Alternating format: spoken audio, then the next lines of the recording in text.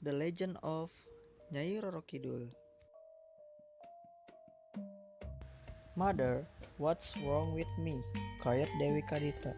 She clearly remembered her father, King Siliwangi of the Pajajaran kingdom, praised her just a couple hours before she went to bed. You have your mother's beauty, my lovely doctor. That very moment, what she saw in the mirror was the most horrible creature. Her soft skin had been replaced with disgusting brown scales, among which smelly, yellowish slime slowly emerged. Her eyes were protruding and surrounded by blackened skin.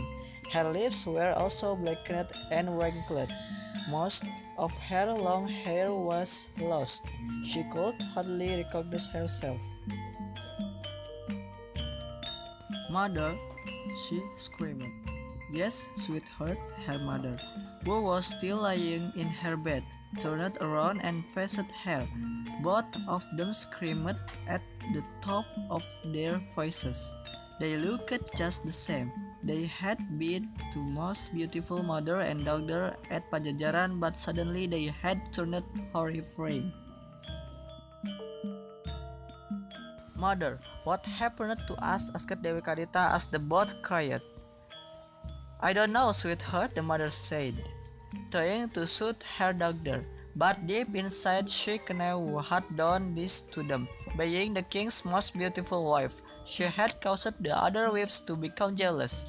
They must have conspired against them and used some kind of black magic to reform her body and that of her daughters. The news spread as quickly as lightning. King Siliwangi was told that they were bad luck for the kingdom. Both the cursed woman had to be exiled from the kingdom, unless the king wished the kingdom to sink into a disaster. Intimidated by the words, the king forced them to leave the kingdom that night. They left the palace with no support, no soldiers guarding, no ladies in waiting escorting, no golden chariot waiting.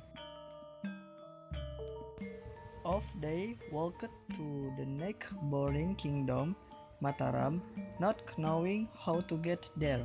They reached the southern coast of Java and finally decided that they would walk along the coast to the east. On their seventh day of walking, Dewi's mother said, I can't stand it anymore. Mother, please be strong for me, begged Dewi.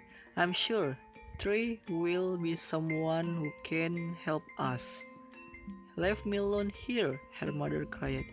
Go to Mataram, try to meet King Panembahan Senapati, and ask for his mercy. I can leave you, mother. Dewi started crying.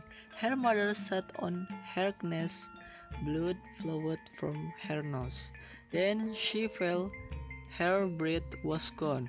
Dewi screamed, Mother, please don't go. Please don't. Out of the blue, a big wave pulled her mother's body into the ocean. Dewi ran after the body. But the southern ocean was too powerful for the girl.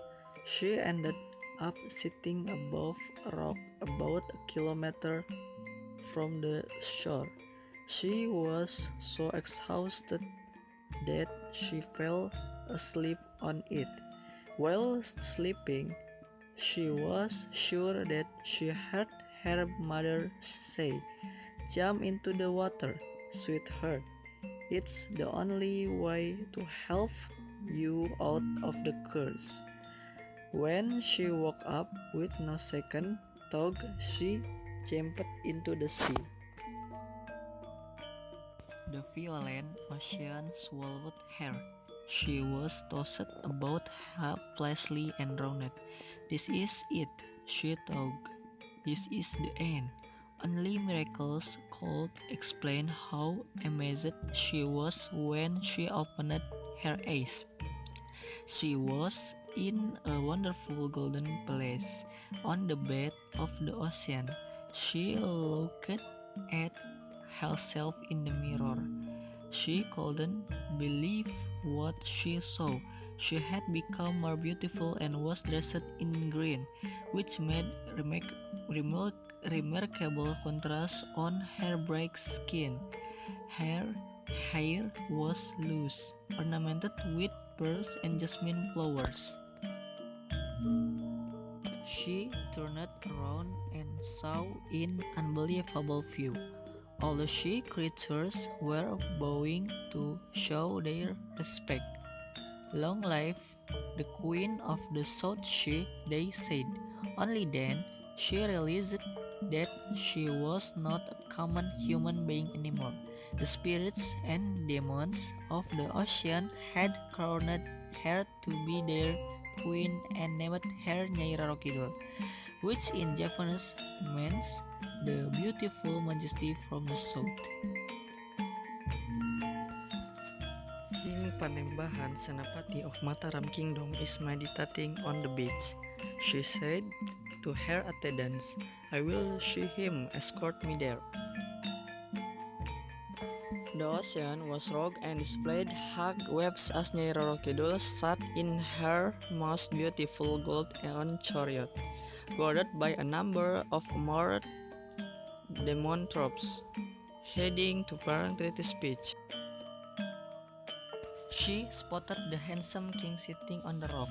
As she walked towards him, the king opened his eyes. They fell in love at once, and the king asked her to be his wife. "My mighty king," she said, "I am honored to be your wife, but forgive me that I can't be by your side as a normal wife should, for I am the queen of the South Sea. Nevertheless, I would be loyal not only to you but also to your descendants, the king of Mataram. I will protect the kings and their people, but for now I want to help you conquer the Pajajaran kingdom." The king smiled and nodded his head. "May I add one thing, your majesty?" she added. "From now, I am the only one allowed to wear something green in honor of my king. Harm may come upon those who wear my sacred color on the southern coast." It's believed for centuries, even until now, that wearing the color green will in fact bring bad luck to those who visit the southern coast.